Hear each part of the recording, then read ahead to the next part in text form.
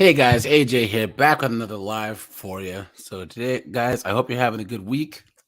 It's Friday Eve. I hope you're coming back from happy hour, headed to 2-1, headed home or something. Because I hope your week hasn't been too long and stressful. But today, guys, we are going to talk about women and student loan debt.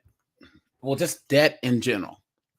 And I did a video the other day about how a woman, she was basically trying to force her husband to pay her student loan debt, right? She was saying uh, it was it's based on an article saying, I don't work, uh, and my husband, he refuses to pay my student loan debt because I got the debt before we were together. How can I forced him to pay? Now, guys, think about that statement. Forced him to pay. Okay.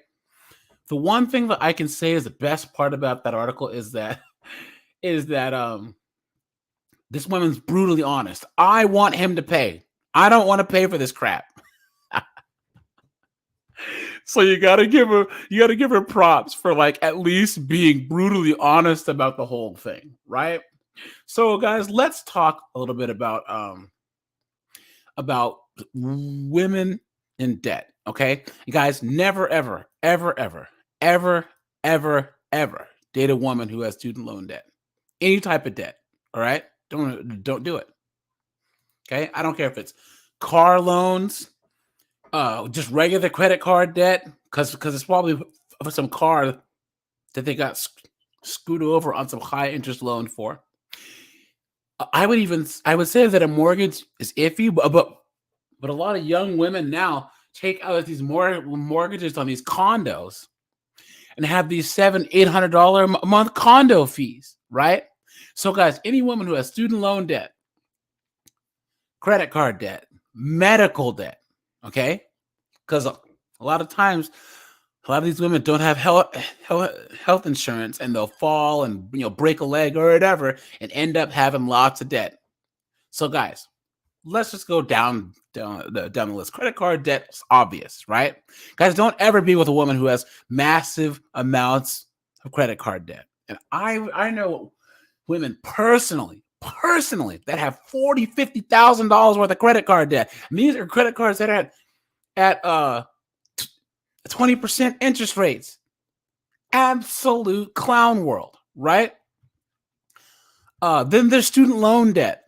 All right, guys, the student loan thing. Women own 2/3 of the student loan debt. I have a couple articles we can go into here, right? But these women get these degrees and they're in all this debt for French poetry and philosophy and social work and all these jobs that don't make any money.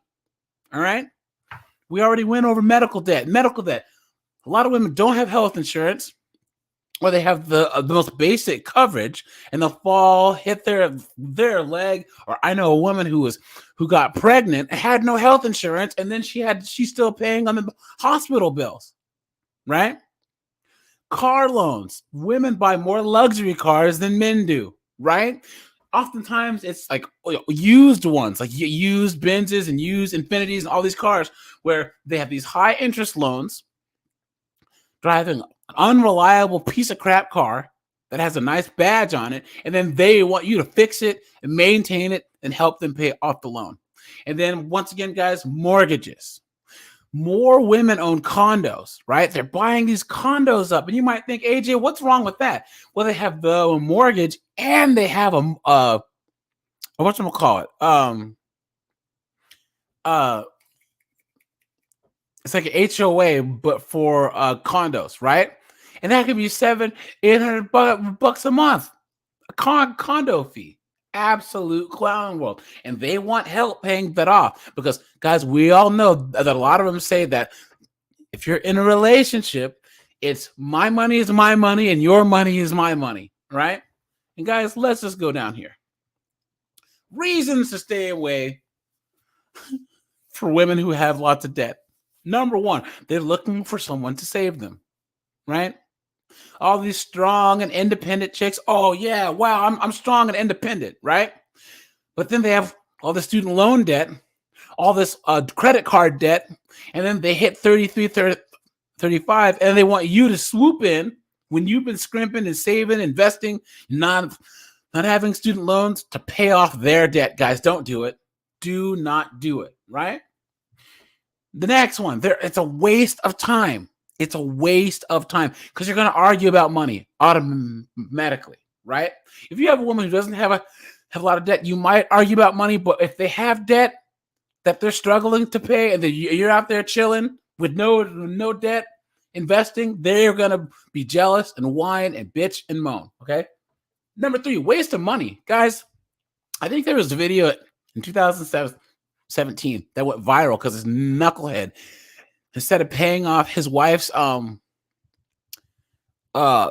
of getting her an engagement ring, he paid off her $70,000 student loan payment. It was like, yeah, man, I'm a man, son. I'm a man's. Looking like a super simp on Facebook. Yeah, man, I'm a man. And they got divorced like 3 years later. So she took him for that 70 G's plus an engagement ring and then left. And that leads to the last one, guys. Too much risk. Guys, it's too much risk to date or marry a woman that has too much debt and is bad with money. You can't do it, guys. You cannot. Okay?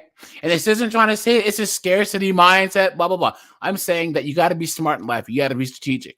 And dating a woman that's bad with money, that has $200,000 of student loan debt, $40,000 of credit card debt. Come on, guys. Don't do it. So, guys, we're going to get into a couple articles here. But before we do, we're going to check out what Tom Leykis has to say about dating women and about paying off a woman's debts. Let's just get into this real quick. 1 second. You guys. There we go. Let me share my screen real quick.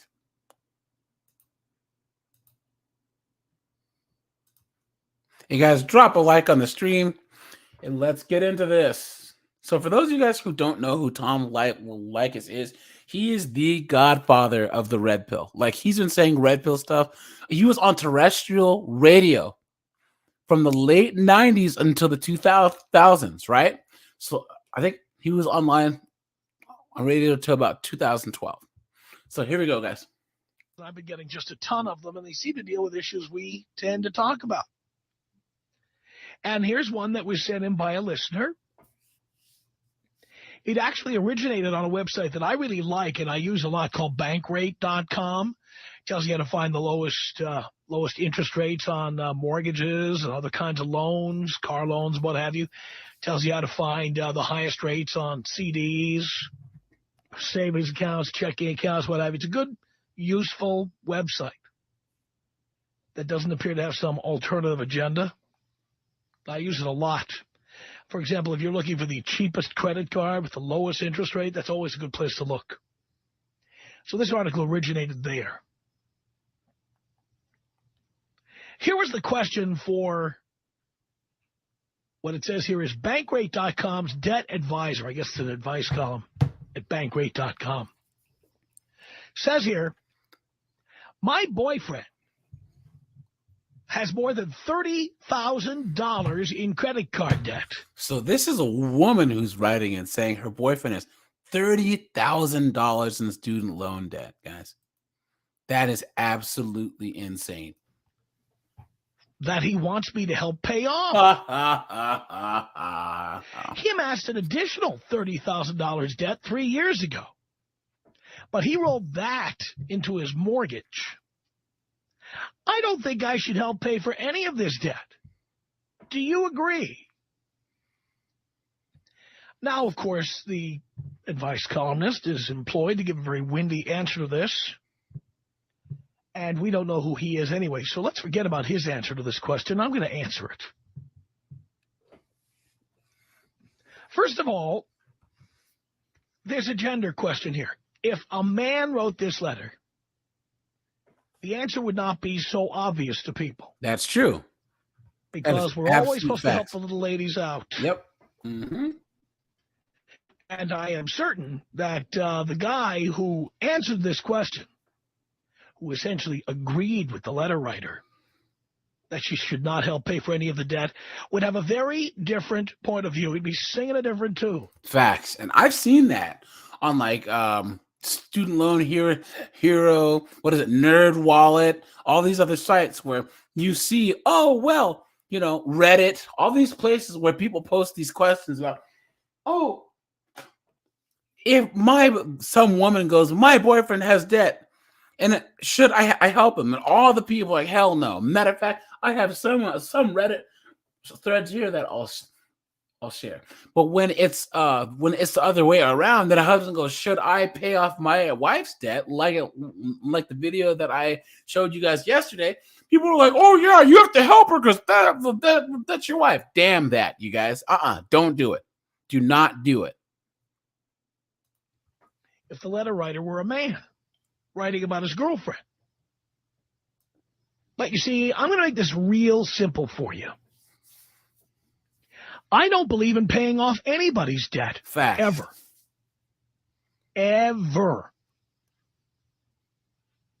I see unpaid debt as, number one, baggage that somebody is carrying. There's no way I would move in with someone or marry somebody who had substantial debt. That includes, number one, student loans. Facts. There you go, guys, right there.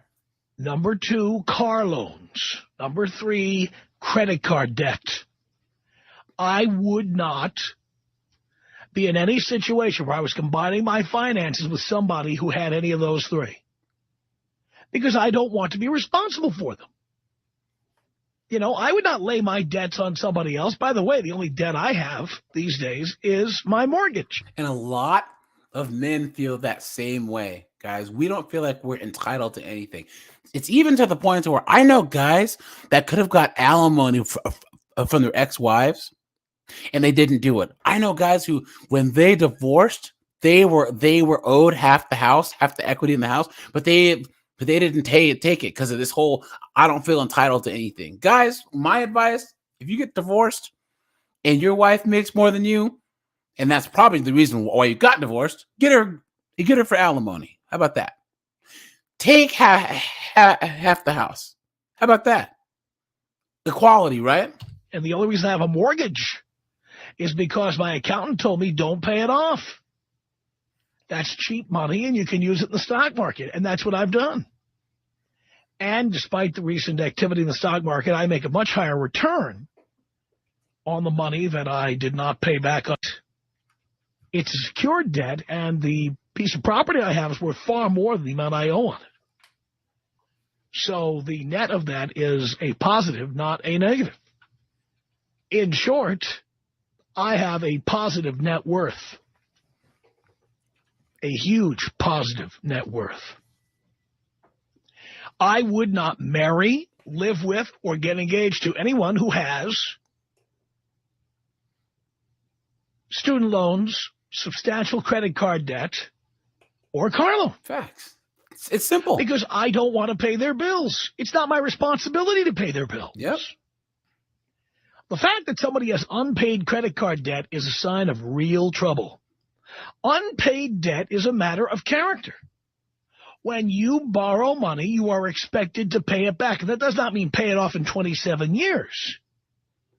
That means to be paid off promptly. Yep, that's true. And anybody who's got $30,000 in credit card debt and just keeps rolling it over or rolling it into their mortgage and then running up another $30,000 in debt, that person has a problem of character. Yep, and I would not have a relationship with them. Would I have sex with someone with big debt? You bet I would. Because I think there's plenty of women who would have sex with me thinking that ultimately down the line I would pay their bills. And I certainly wouldn't say anything to leave them with the impression that I wouldn't. I just wouldn't talk about the subject at all. Yep. Once a woman gets close enough to me to ask me an embarrassing question like that, that's when I tell her to hit the road. Can you help me with my rent this month? No. No. I'm not paying your rent. I'm not paying your car payments. I'm not paying your student loan payments. I'm not paying your Visa, MasterCard, American Express, or Discover card bills. No. I'm not paying your cell phone bill, gas bill, electric bill, water bill, property tax bill. No. Exactly. And there's nothing wrong with that, guys. Nothing wrong at all. And by the way, this is not gender specific. Nobody should pay my bills either. Ever. Not my taxes. Not my cost of, maintaining my expensive car, my expensive home. I don't expect anyone to help me pay my bills. But I'm not going to help you pay your bills. And I'm not going to get involved with somebody who has big bills, because eventually they come to you and they say they want money. Let me finally say that I would never get involved with anybody who at some point would say, my family needs money. Yeah, facts. There you go, guys. That's another thing too, guys. You can't be with a woman that's always trying to help their family out. And guys, that's a big deal with like some Asian Americans, like Filipinos, with Black Americans like myself, right? You'll have one of them that's like successful, and then the whole family thinks they have money too, right? So imagine that you meet a woman, and she's maybe Filipino. You guys get married, you get a house. All of a sudden, money starts disappearing out of your bank account. Where's the money at? Oh, my parents back home needed this money for something. And well, that's their problem. What are you stealing money from us for? And you will fight about it all day long. My uncle is broke. My brother needs money. My sister needs money. My family needs money. No, absolutely not. Not doing it. Absolutely not. Yep. I believe everybody should take care of their own responsibilities. Do you believe in a relationship or in a marriage that the person with money should pay the debts of the person without money or the debts of their family? Tom Light. Facts, dude. So, guys, I have an article here. Let's just jump into this real quick. This is by Credit Sesame. Battle of the Sexes. Why women have more debt than men, right? Here we go. Here is a scary fact. Student loan debt is $1.3 trillion crisis in the U.S. And it's the second highest debt category among consumers, only behind mortgage debt. Student loan debt is higher than credit cards and car loans put together.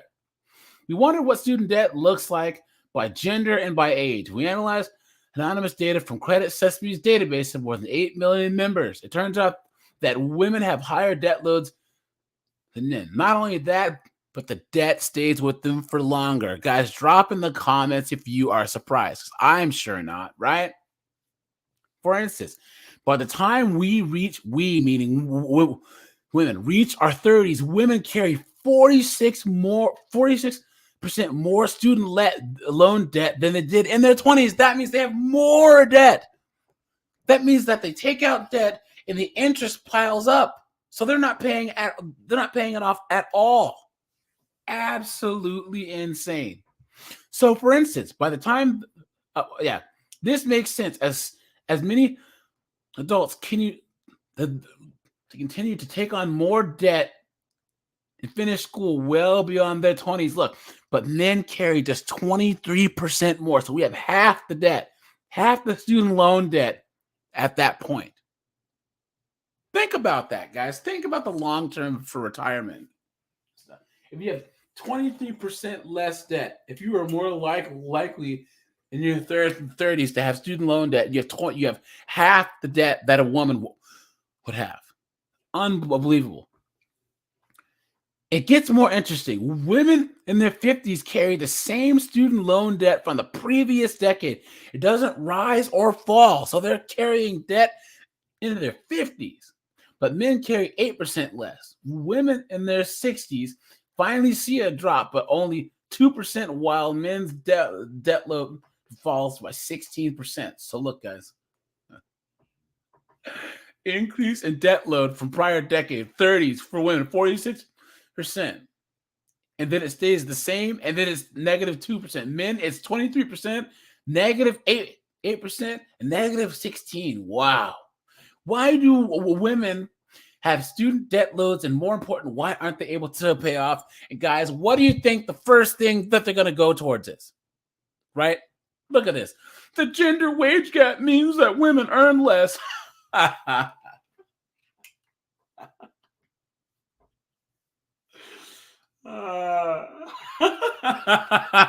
You guys, I swear to God, the first place they go to and trying to explain why women have more college debt is the gender wage gap, which we all know over here, guys, has been debunked for decades, right?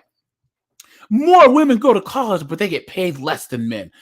According to a Pew Research Center analysis of median hourly earnings of both part-time and full-time workers in the U.S., it would take an additional 44 days of work for women to make the same amount as men did. Now here's the thing, guys.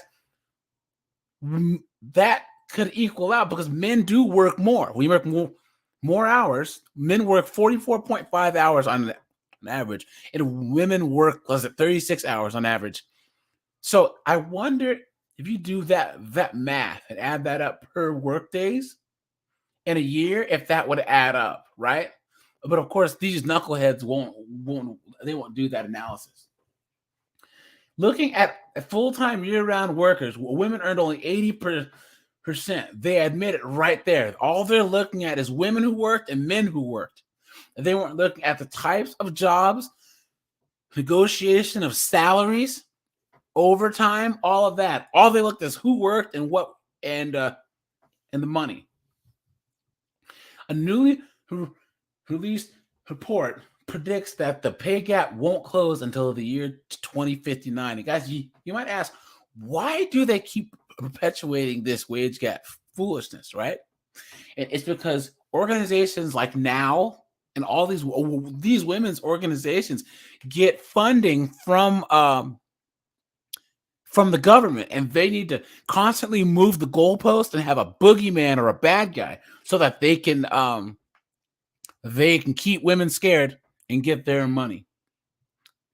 The U.S. Bureau of Labor Statistics reveals only 4 occupations where women's median earnings slightly outpace men's: counselors, teachers, assistants, combined food prep and service workers, and sewing machine operators. Isn't it funny, guys, that they didn't include corn, modeling?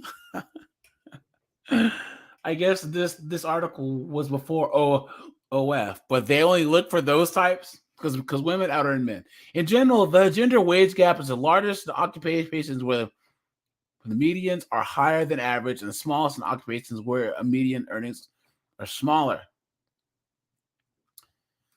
More women than men graduate with debt. According to the National Center of Education Statistics, in the fall of 2016, 11.7 million females attended college compared to only 8.8 million males. And guys, this is 2017, so this is even worse now. And they're still finding a reason to complain. Look at how many more women went to college. Women are dominating college, and still there's a problem. So women take on more student loans. According to the AAUW, 68% of women graduate college with debt versus 63% of men. In addition, females compromise 62% of undergrads going to expensive private colleges. Why is that? Because men, we are practical. A lot of men go, what's the difference between, so what do you call a doctor who went to a state school and a doctor who went to Harvard? Doctor, right? There's nothing wrong with going to the University of America Samoa or University of Wyoming or something. It's the same thing. You know what I mean? Ultimately, it's just cheaper. More women attend graduate school, so they'll not only have heavier student loan debts, but also a later start paying them off. This sounds like choices to me, guys. Women, here we go, guys. Ding, ding, ding, ding, ding. Women graduate with degrees with less earning potential. For the class of 2014, women earned more than 57% of all bachelor's degrees. Men were overrepresented for the highest paying college majors. Why? Because men chose these majors, comprising 80% of the graduates in the top 10 highest paying undergrad degrees. Men were also awarded nearly 2/3 of degrees in the top 20 highest paying majors. For instance, 80% of those who graduated with a degree in engineering, computer science, management, information systems were all men. Of the 10 highest paying majors, the only one that was ruled by women was nursing. And guys, male nurses earn more than female nurses. Oh, man, oh, man, oh, man. The ladies took 84.4% of bachelor's degrees in nursing in 2014. Here we go. So will women take more time off than men? The deck is stacked. Guys, this is bullshit. Let's just go. I have another article for you. This is about student loan debt, but then we'll get into the real foolishness here in a little bit. So this is from 2021. 58% of all student loan debt belongs to women. I think that is higher now, right? Look at this. 67.2% of female students have obtained federal loans. Wow. Male student borrowers are the least likely to have high amounts of debt. It's crazy. So guys, let's right? So, should husbands help their wives pay off their student loan debt? This guy says, I never understood on the bills. That's like being set up to separate at a moment's notice. I make 3 to 4 times what my wife does, but all the money that comes in our house is our money. I almost never push that. I make more. She does not need my permission to spend my money, and I don't need hers. Yo. You want to talk about simple stilt skin, dude? This guy's emperor simp, dude. Man, oh man, oh man. Look at that. Let's go to Reddit, guys. Here we go. Okay, so this person says, this woman here says, my husband, who pays all the bills, wants to take a chunk of my income because he pays all the bills. I'm not selfish, but is this a good idea? Yes, guys, you heard that correctly. My husband, who pays all the bills, wants to take a chunk of my income because he pays all the bills. I'm not selfish, but is this a good idea? So she's asking, he pays all the bills, but this isn't fair. He's asking me to contribute. That's how entitled this person is. This first person says, let's phrase this another way. So your husband wants you to pay part of your own way through life, seeing as you're a grown adult with a job. Is this a good idea? Of course it is. How terrible are you not to be offering this to begin with? And then this knucklehead here, Barbara, because this is a woman. Personally, I don't understand people in the marriage not having joint bank accounts, at least for the bills. So yes, it's a good idea that some of your money should be household money, preferably an appropriate percentage of the income. Let me see.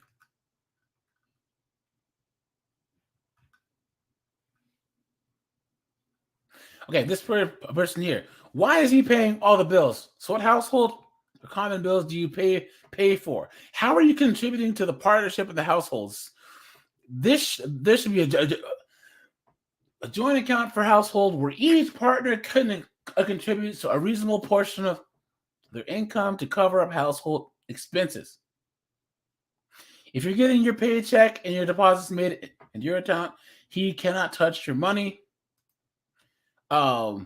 Each partner should be paying their fair share based on income. You expecting your husband to pay all the bills while hanging on your money only contributes to the resentment. Your husband threatening to take your money also contributes to the resentment. Talk to each other. So guys, Imagine if the genders were reversed, okay? This person, I can't even say this name. As long as you're both working, then you should both contribute to the household expenses. Life isn't free. Adding up all necessary outgoing mortgage, rent, utilities, insurance, food, work expenses, uh, um, everything that is necessary to run your home and family. I would not include clothing or car payments, but an allowance for the kids. Pull your money together and pay the required amount into a joint household account. If you want equality, we don't get to be kept women. We work together for our home and family, right? Now, here we go. This is from Reddit. Guys, strap in for this, right? Here's my situation. I'm a male in my early 30s with a wife who's roughly the same age. We have 2 kids and 1 on the way. She's been trying to pursue a career in business and social media influencing. Oh no, you guys. No. So they have 3 kids, and his wife, instead of getting a real job, is an influencer. No, sorry guys, a wannabe influencer. Oh man. Okay, so she's trying to be an influencer because, of course, right? And has made some income here and there, but no more than maybe $2,500 annually. So he's married, he has 3 kids, and she's only making $2,500. Despite that, she has over $70,000 in debt. $70,000. So to me, I saw supporting her as an investment and hope to help her turn this into something. But it's been 4 years. She's been trying to be an influencer for 4 years without much fruit. Now, guys, I don't know what she's doing, right? And I'm not a super successful influencer. I'm just a guy that runs his mouth into a microphone on YouTube, right? But I would think that if you try to do something for 4 years and it doesn't work, especially if that's your only thing that you're trying to do, if it doesn't work by then, it's time to move on. I know guys who are Instagrammers, YouTubers who do stuff on the side on YouTube or social media and get paid. You know what I'm saying? And this is her only thing she's doing. Is it reasonable to continue this? I've been feeling resentful. So we live in not such an ideal neighborhood and not enough space for 3 kids. I feel like this is holding us back from owning a home. Being single income and having a family feels like I'm at a disadvantage for home buying and just having secure finances. Since we're expecting another child, I think it makes sense to support her in the meantime, but I'm basically paying student loans she should be responsible for. I plan to cut off the support next year, a little after a little one arrives. I make $120,000 annually. Each month after expenses, we are left with $2,000, which usually goes into my investments and saving up for the mortgage. I can expect to hand off $400 each month to pay for her debt while she's having a hard time making an income. We afford it, but I feel like I'm nurturing this way of thinking that she doesn't need to be responsible for taking care of her finances. Wow. Guys, let me know what you would do in this situation. Now, I can tell you this much. This guy's a fool. He's an idiot. The way that he's explaining this, he knows that it's wrong. He knows that his wife, who's been trying to be a social media influencer for 4 years, they have 3 kids, and she doesn't make any income, and she has $70,000 worth of student loan debt. Something's wrong here. Something is wrong. Okay? Now let's see what these knuckleheads on Reddit said. Okay?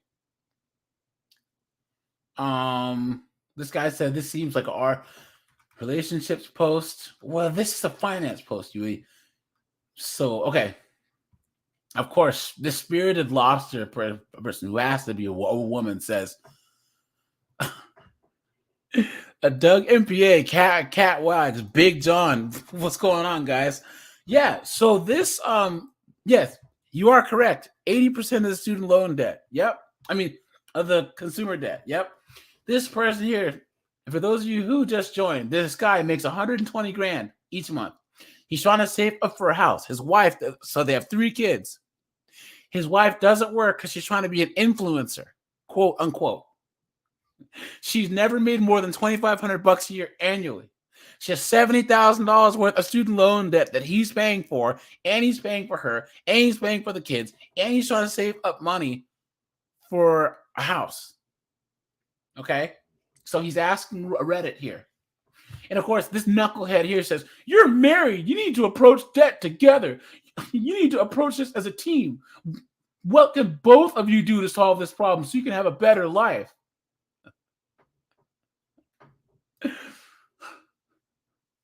This person says, it seems like he's doing that. He's making all the monthly payments. This person says, I'm having a hard time reconciling OP's complaints that she's been trying to start a business for 4 years while you have a 3-year-old and one on the way.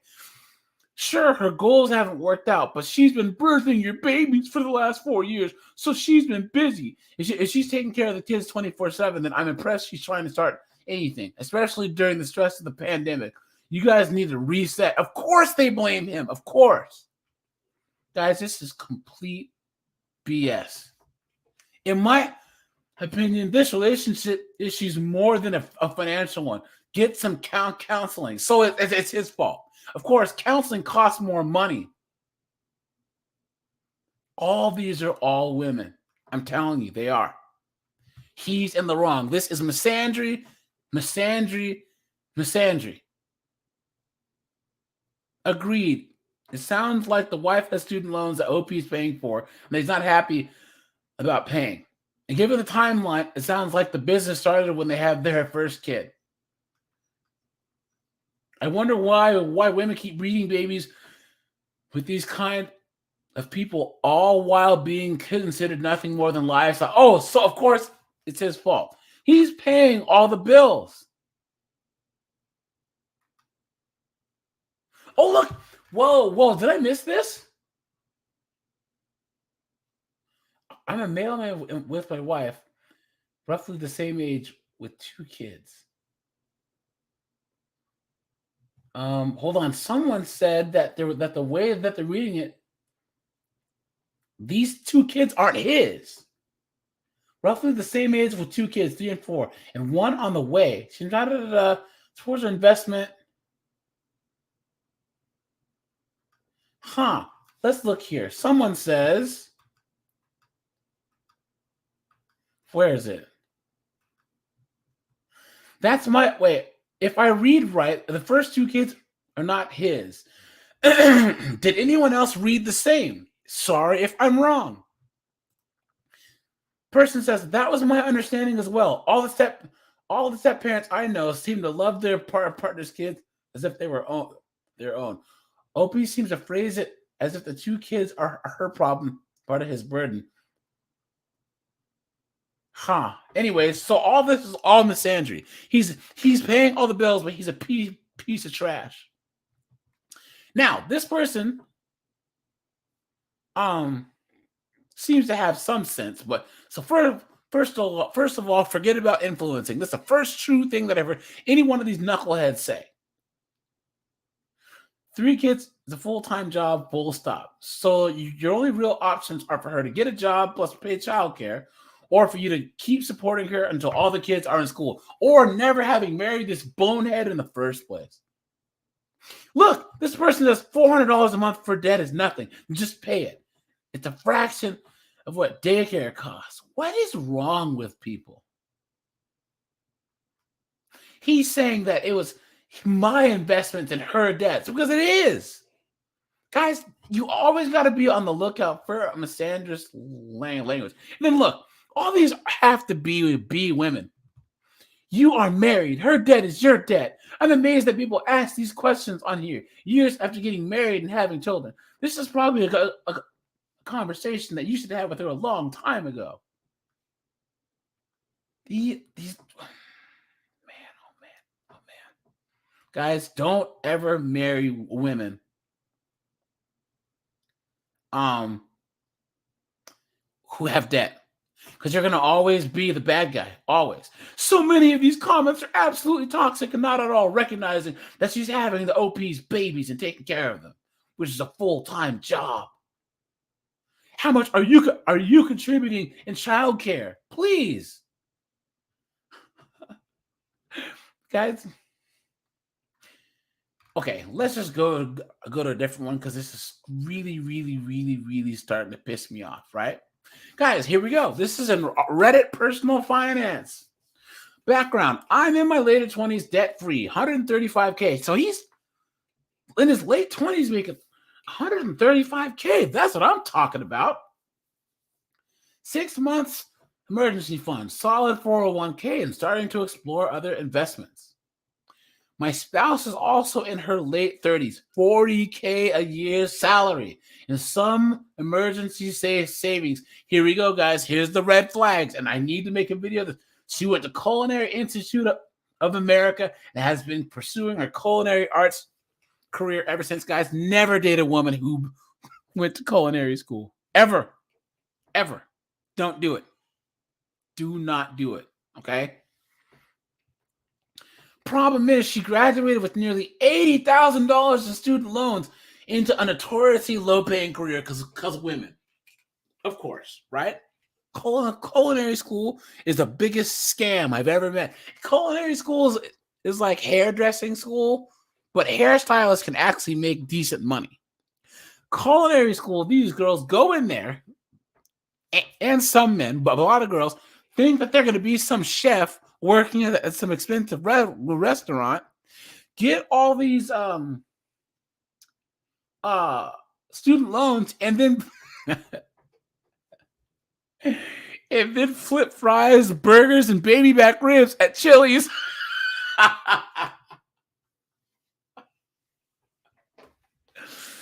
And then never pay off the debt, man. Oh no. And then they also work in restaurants, so they're all stressed out, greasy and stuff, work weird hours, So problem is she graduated with nearly $80K in student loans.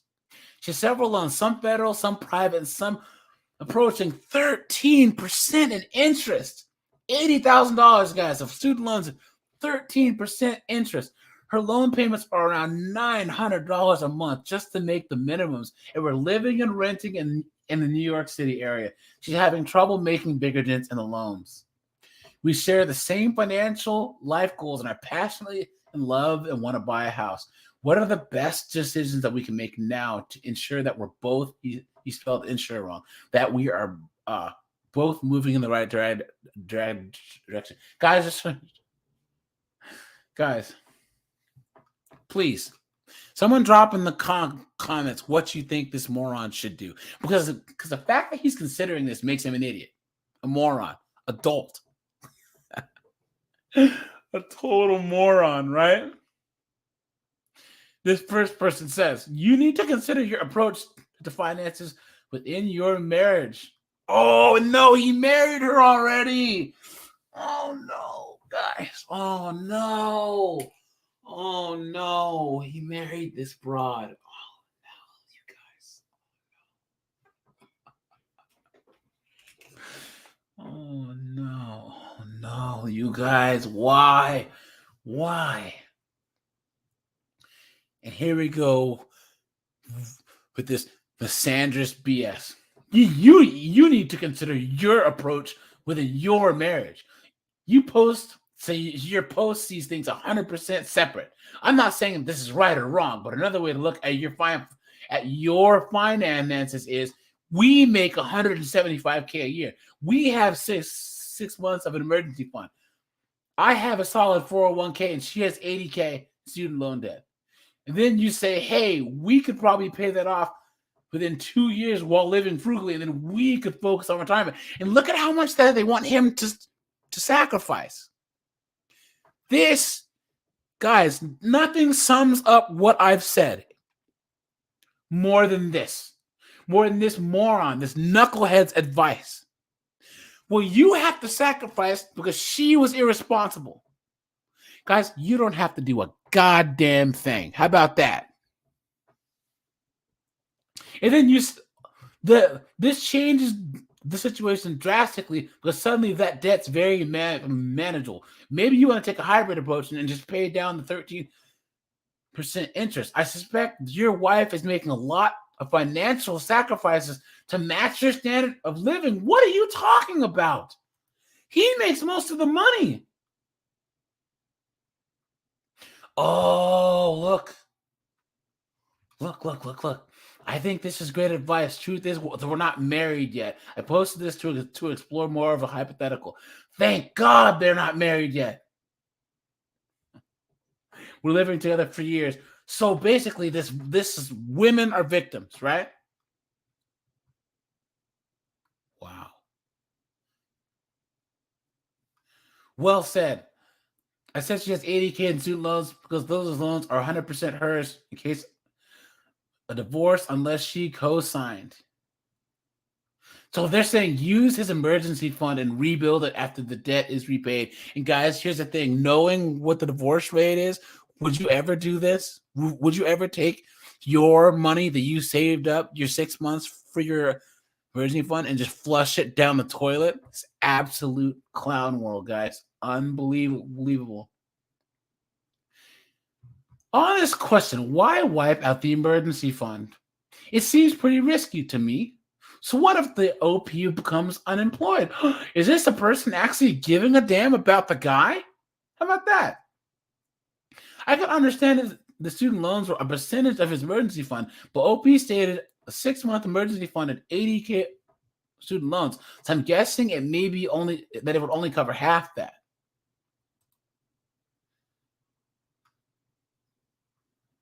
Wow. Okay. Since she's your spouse, then both of you have student loans and your income is combined. It's got to be a woman doing that, dude. Has to be. If this is a person that you're spending the rest of your life with, it's both your finances. Pay it with your emergency fund, then save the emergency fund back up, and then save for your house. You're married. It's not her debt. It's your debt. You two are bringing in 170K a year. This is friggin' clown world, man. You need to help your wife aggressively pay down her student loans. This is the same knucklehead saying this, right? Guys. Oh, here you go. Here's a woman. I have 30K in student loan debt, and my husband has no debt. He wanted to buy a house because of his side business. He could not get the mortgage that he wanted. So for kicks, they saw if me being on the mortgage would help. I was his girlfriend, but we were going to get engaged. He wanted the house first. Guys, oh yeah. And don't buy a house with a person you aren't married to. How about that?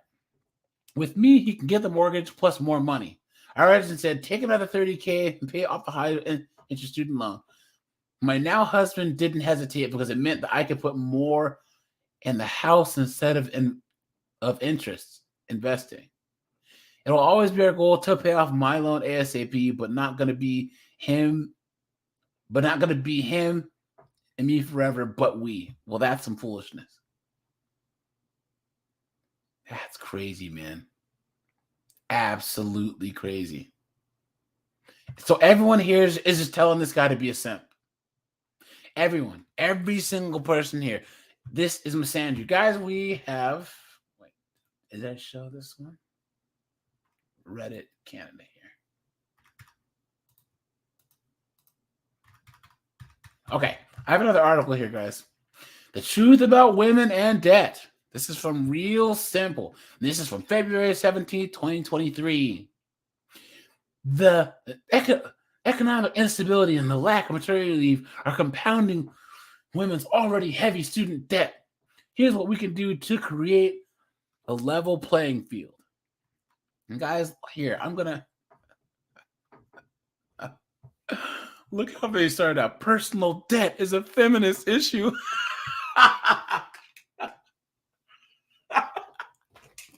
You guys, I didn't make this up. This is real. This is real, guys. Okay. Look, here's the thing about this. And some of these examples that I'm doing is the ultimate example of why feminism is foolishness, right? I need to make a shirt that says, feminism is foolishness.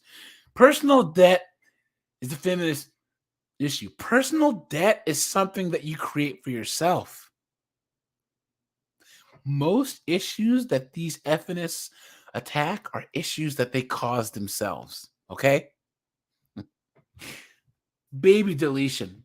They go around, sleep with dudes unprotected, get pregnant. Next thing you know, it's a feminist issue. Debt, feminist issue. But they make their own debt. You know what I'm saying? Crazy. Absolute clown world. Okay. The debt burden in the U.S. falls disproportionately on women's shoulders thanks to a number of factors beyond their control, from the gender pay gap, of course, and unpaid family leave to the disproportionate student loan balances. A report by Education Data Initiative found that women are more likely to have high student loan balances and larger monthly student loan payments, even though they make 26% less than their male counterparts, which we know that 26% is complete dog crap, right? And despite their larger payments, women often take 2 years longer to pay off their loans, or they don't pay them off at all. And guys, my boy Doug MPA is in the chat. Check out his channel. So I'll drop the link. He did a video on home ownership. How there's a home ownership gap, and more women are buying homes. More single women are buying homes than single men, because most of the time, men don't buy homes until we put a family in there. Women buy homes as a status, as a symbol, and will buy townhomes and condos, and those count as houses, right? So, matter of fact, I'm gonna drop the link for anyone who wants to join. Right? So, paid leave and childcare are critical to infrastructure. Over half the mothers who left jobs during the cough, reportedly did so because their child's daycare closed. Ridiculous. So women shouldn't need disability insurance as a stopgap for unpaid maternity leave. Well, guys, where they weren't worrying about this in the 50s and the 60s, right?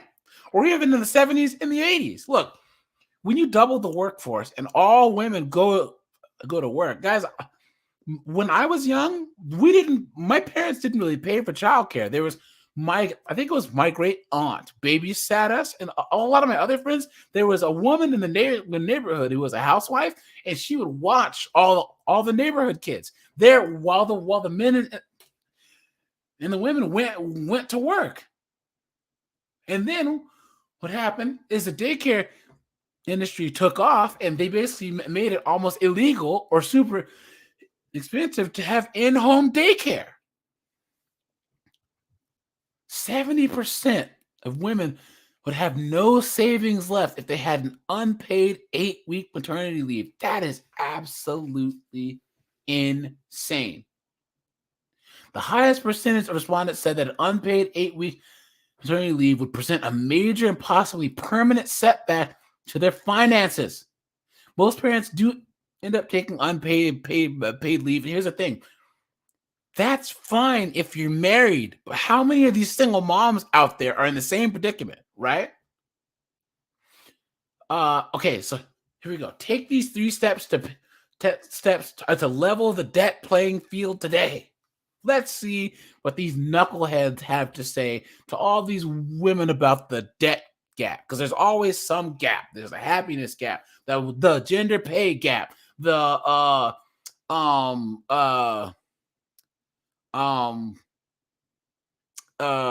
health gap, all this foolishness that these women say, right? Acknowledge that there is a pink tax.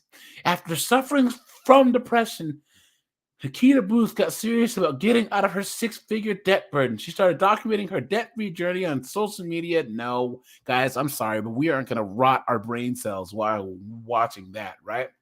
This personal quest turned into a personal finance community and coaching business. Guys, can you imagine trying to coach women on how to get out of debt? You might as well be babysitting children, right? You might as well.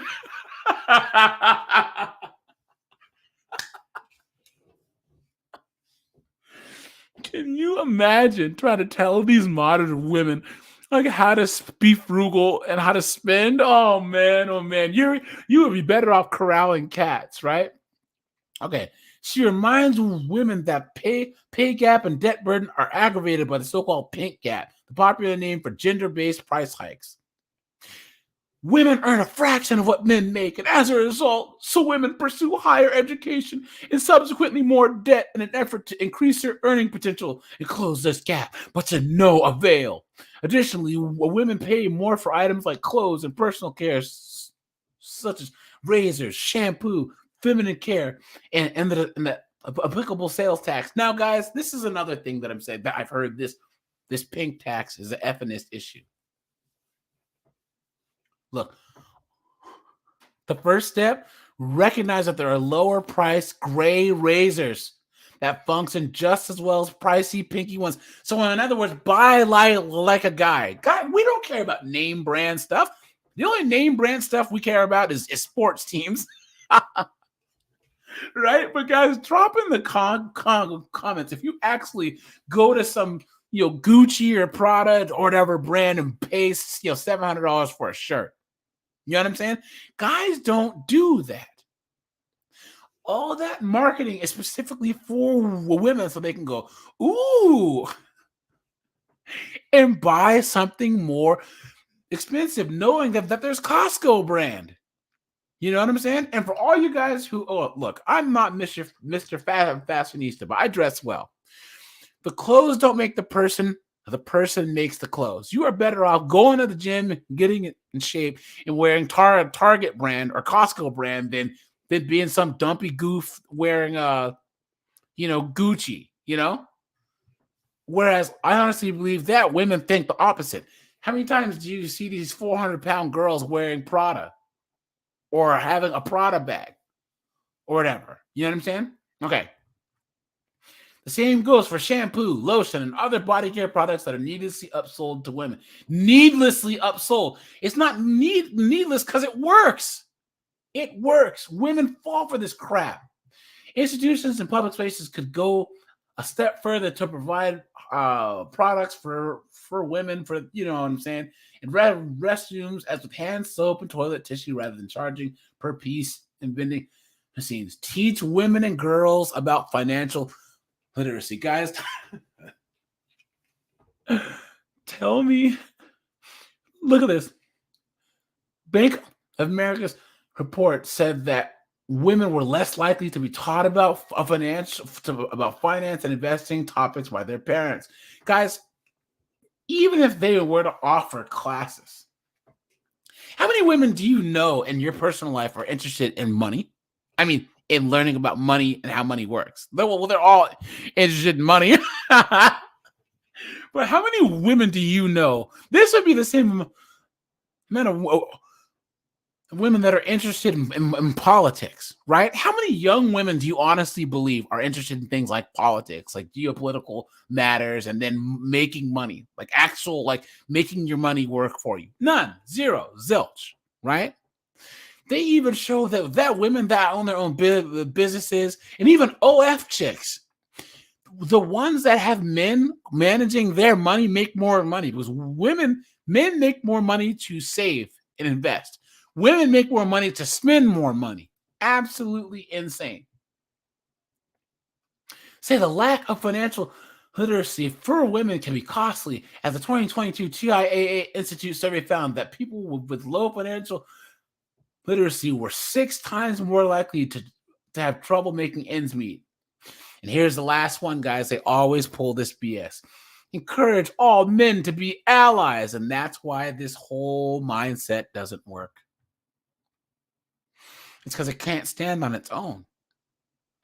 It's basically saying that we need to encourage men to be allies. We need to take men and have them, they need to con men into acting against our own interests and give them money, give them things.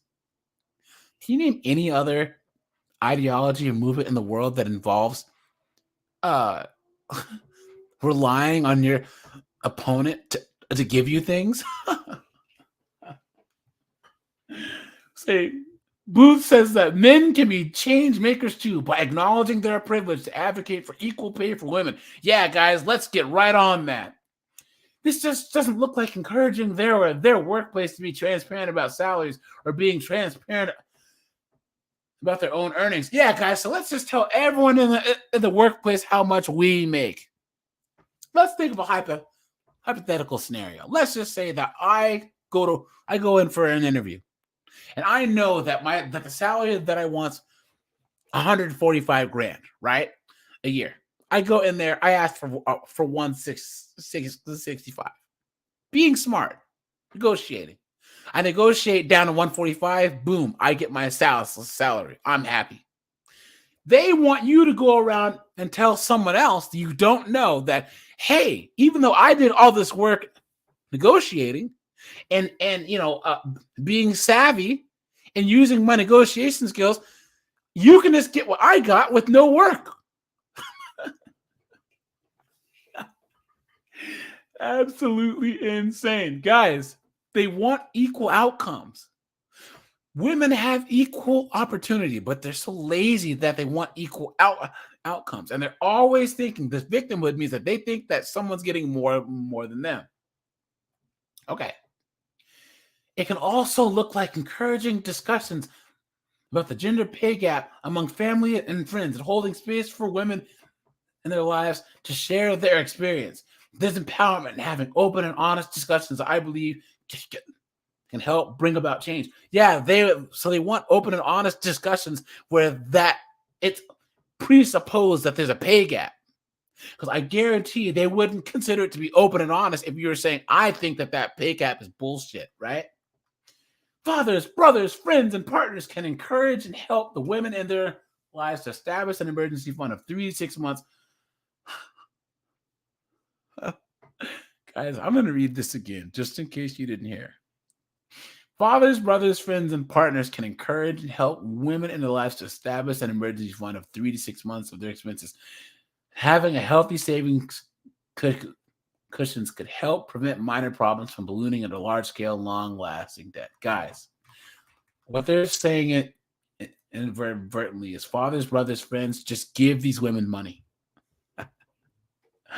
All this hard money that you worked for, all this work that you've done, blood, sweat, tears, just give it to her.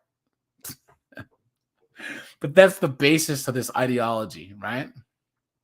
This victimhood ideology, guys, it's saying those of us who work for things, men and women, right? Give them to these knuckleheads that are useless. Well, I'm going to read this one more time. Fathers, brothers, friends, and partners can encourage and help women in their lives to establish an emergency fund of 3 to 6 months. They're saying give these women money. Guys, don't ever be with a woman that has debt, that's bad with money, and wants you to save her. Just looks at you. This is like the what is it? The grasshopper and the ant or whatever. And the grasshopper's chilling. And the ant's building his house and saving for the wintertime, and then the wintertime comes and the grasshopper's like, oh my God, help me, Mr. Ant. The ant's like, hell no, man. I've been working my butt off, So, all right, you guys, let me know what you think. This is foolishness. Let me know if you agree here. Let me know if you've ever worked. Been in a relationship where a woman has been in a lot of debt, like this guy here, this guy who makes $135,000, has a 6-month emergency fund and a solid 401k, and his wife went to culinary school, or soon to be wife, only makes 40 grand and has $80,000 in student loan debt. Would you ever be dumb enough, foolish enough, moronic enough, stupid enough to be this guy and marry a woman like this? I say, if you do, not only are you a moron, you're a dumbass too, and an idiot. And you should be ashamed of yourself. All right, you guys. This is AJ. I appreciate you guys. Like, subscribe. I'm out of here. Have a good one, guys.